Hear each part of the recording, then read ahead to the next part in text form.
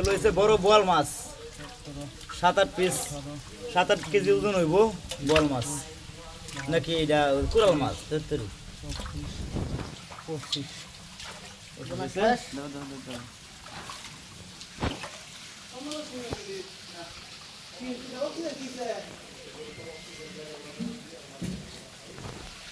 বল মাছও তানি বড় হইব এটাও তানি বড় হইব এটাও তো বল মাছ নামে পরিচিত কোরাল মাছ দেখি আমরা আর কি কেউ পাতারি মাছ কয়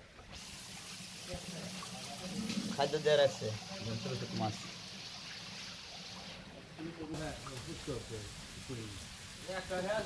এটা অক্সিজেন দেওয়ার পরে 24 ঘন্টা থাকবে